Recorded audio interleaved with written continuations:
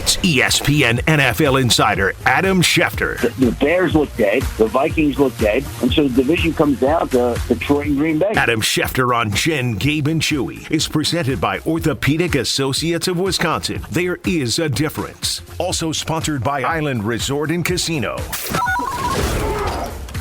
Always love talking with ESPN NFL insider Adam Schefter every Wednesday here on Jen, Gabe, and Chewy. Good morning, Adam. Good morning, everybody. How are we doing? So as will happen on this show, we've kind of diverted into a very strange area. So you're just going to have to play along with us here for a second, Adam, because as the quick background, there is a vent somewhere outside of the building that we're in where somebody smokes. So then our studio starts smelling like cigarette smoke. So that got Chewy telling stories about how he played with guys who, between Lambeau Field and the Hudson Center where they would practice, would try to rip a couple of grits on their way to practice back in the 90s. Do you remember, in your time covering the NFL, anybody actually smoking in a locker room? No, I never saw that. I do remember one time, I've always remembered this. I was in Mexico City with the Denver Broncos in 1998. They were coming off their Super Bowl win. They were playing a Monday night game against the Miami Dolphins. It was in August. And we were in Mexico City, and there was this NFL event at this restaurant. And afterwards, the event ended, and we all, me and a bunch of the Broncos coaches and players, wound up in the cantina across the street. And they gave us control of the cantina somehow because it was John Elway. And they let us do literally, Elway was bartending, Gary Kubiak was bartending, and everybody was out. Literally, I think we must have left the place 3, 4 in the morning. It was ridiculous. And the next night in the game, John Elway goes out to play, which I don't know how he did that. It was such a late night. And in the first quarter, all of a sudden he walks over with his arm hanging out, and he ruptured his biceps tendon. Now, I have no idea if that is related to basically shaking up drinks all night in the cantina as he was doing and being out till 4 in the morning and everybody acting like we're in Mexico City and this foreign country and having this great time. But everybody was talking about how his career might be over. Now, he wound up missing 4 games, I think, or a few games, missed the preseason, came back, won a Super Bowl, retired after that year. But I always remember being at the cantina.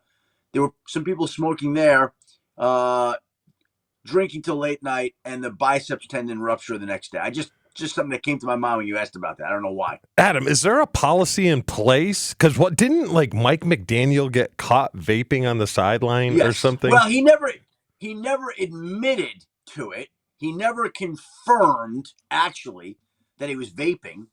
But I think everybody who saw the video replays of it and saw the way he moved could tell or strongly believed exactly what he was doing.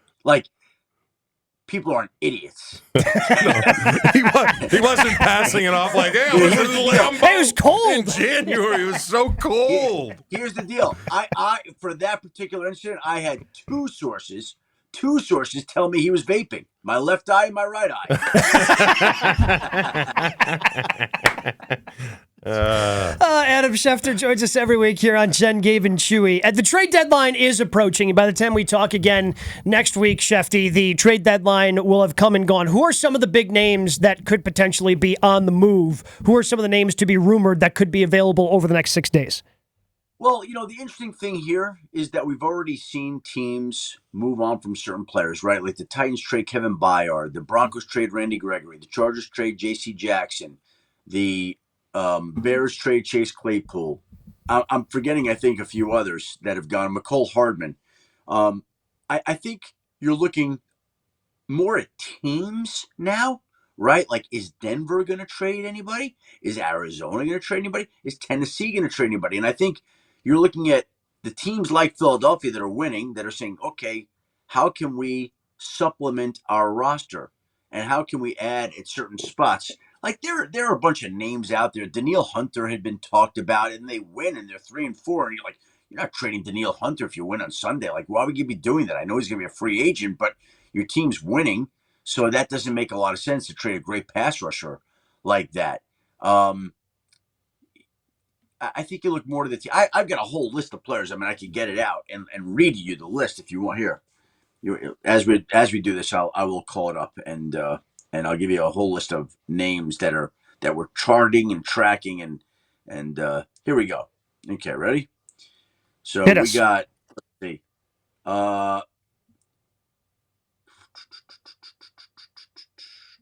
Hunter Renfrow, Darnell Mooney. I had McCole Hardman was there. Marquise Brown, Paris Campbell, Cortland Sutton, Jerry Jeudy, Cedric Wilson, Terrace Marshall,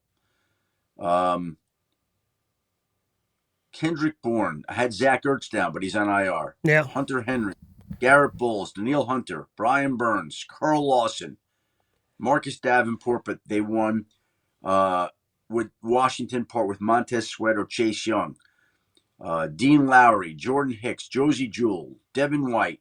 I don't think so. Dante Jackson, Jalen Johnson. I don't think so. Adoree Jackson, Kareem Jackson, Justin Simmons, Buda Baker. They won't trade. Jeremy Chin. There's the list of names that I had down on the list. Why are teams more willing to do this now in terms of trade and acquire players in the middle of the season? Because I feel like at least, the long-standing thought was, well, the playbook, it's complicated. You got to learn the different verbiage. Whereas, like, for a baseball or basketball trade, oh, yeah, it's coming in and everybody kind of runs the same stuff. Like, if you're a second baseman, second base is second base no matter where you are. But in football, It's always seemed more complicated. Why are teams now willing to do that? Well, I think what's happened is I think teams have seen – there have been a lot of younger GMs, first of all, who've come in. And with the younger GMs, there's been a more aggressive mentality. And some of the younger GMs have won with that aggressive mentality. Okay, last year, before the trade deadline, we saw trades involving Christian McCaffrey, Calvin Ridley, TJ Hawkinson, Bradley Chubb, Roquan Smith, Kadarius Toney. Now, the league, the NFL usually doesn't operate like that. It's not like baseball or basketball before the deadline. But last year was, and in other years, it was. And in recent years, because there's been this new generation of GMs, I think, younger GMs, they're more willing to be bold and daring. They're more willing to listen to analytics departments say, hey, a trade like this will help our chances. They see other teams that have traded for a player to have great success, and they say, why not get into that business? And so teams are more aggressive than ever before, and that's why you see a lot of these trades go down. And I think that's why we've seen already this year a handful of trades, and it wouldn't surprise me if we see a handful more. Adam, I saw the Broncos' Kareem Jackson's suspension 4-game was cut to 2 for his hit on Luke Musgrave. Was this fair for a repeat offender? I mean, this wasn't obviously his first time. Well, here's what I would say about it. First of all, I think the business of becoming playing defensive back in this league has become more difficult than ever before. Like, there are a lot of these bang-bang plays, and if you look at that play, it looked violent. It looked like it was on a defenseless receiver, Luke Musgrave, but also it did look like he led with his shoulder. Now, the problem here for Kareem Jackson is, I was in the ESPN green room on Monday night with Alex Smith and Ryan Clark and Marcus Spears when the suspension came down initially. And their mindset, which I agree with, was that it may not have been fair to get 4 games, but there were certain hits during the year. He had been fined 5 times this year, 5 already, for about $650,000. Some of them you could look at and say, well, that wasn't fair. But some of them you look at and you say, yeah, he deserved it there. So I just think from an accumulation of all these incidents, 5 different incidents culminating with the one on Sunday where he hits Luke Musgrave. Chewy, you tell me, was that worthy of suspension? Did he lead with his shoulder? Column A, column B. I just struggle with, okay, what's next? If he's not obviously learning from the fines and now the suspension and now being ejected from the game is fairly serious, okay, I'm okay with him reducing it to 2, Adam, but with a stern warning of if you do this again, it's going to be harsh. It's going to be extremely harsh.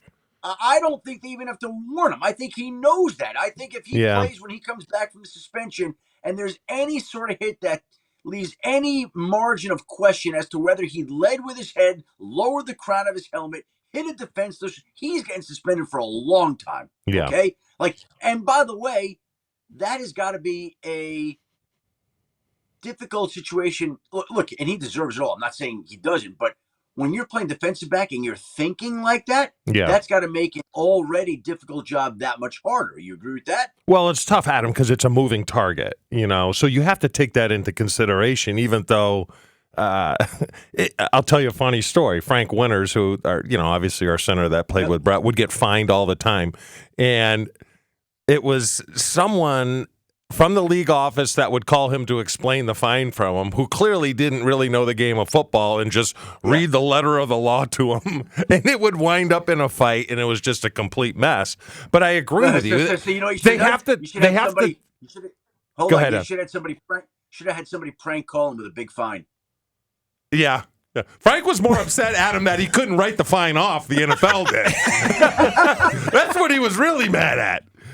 But I get it. It's tough, defensive back, and you have to take, intent into the equation here. It's just, but 5 times previous, something, has got to wake this guy up. Hey, like these guys said, I think we all agree with. Some of them you look at and you're like, well, what was he supposed to do there? Yeah. And some of them you look and you say, well, what was he thinking there? Right? Yeah. And there's a mix of that, I think, in this particular case, where some of it is justified and warranted. Some of it looks flat dirty. Yeah. And some of it looks flat just playing his position. What do you want him to do? He's trying to play Adam, safety. Do you think the college rule is better? The targeting rule? Where they look at it. How does the college rule work exactly? They review it. They review it, and if it's targeting, you are out for the rest of that game and part of the next game, I believe. If it happens in the second half, you have to then sit out the first half of the next game. If it's the first half, you miss that game, you're eligible to play the following game. But once they call the targeting penalty, yes, they then can go back and review it to see if indeed it was targeting and whether or not the player should be ejected. Well, I like the idea of them being able to review it because, again, if we go back to Sunday, and again, this is where it's open to interpretation, did he, and that's why I asked Chewy, did he lead with his shoulder, or did he lower the crown of his helmet and deliver a blow, or did he hit a defenseless receiver, but he led with the shoulder? So I don't know how you answer all this. Yeah, it's tough. But here's the thing. It just passes a certain eye test, right? Yeah. You just look at it and you're like, that didn't look right. That looked like it was excessive. Now, I know that his own teammates were defending him, saying, well, what do you want him to do? He led with his shoulder.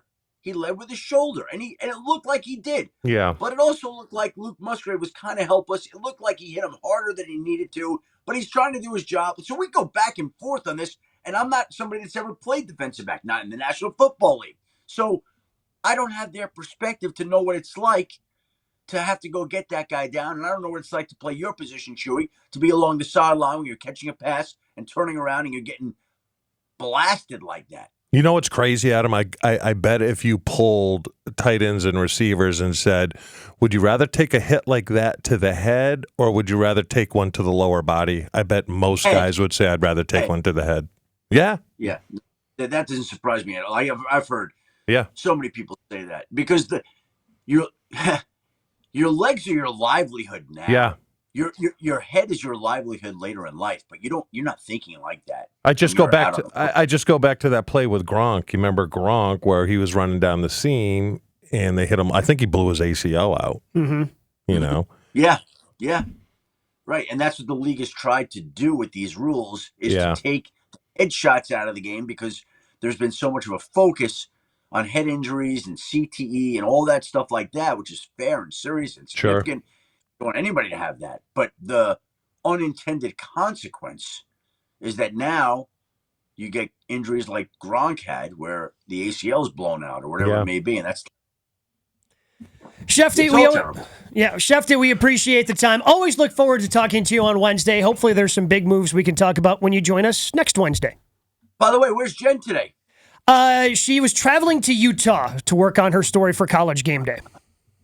Got it. Well, that's 2 weeks in a row. We've missed Jen. Hopefully she's doing well, and hopefully she'll be back in the spot next week. She's great. Why'd you make it seem like we're hiding how good Jen is? Because it's like the teacher left the classroom and had to go home. And I got the 2 subs in today. There you go. Great job.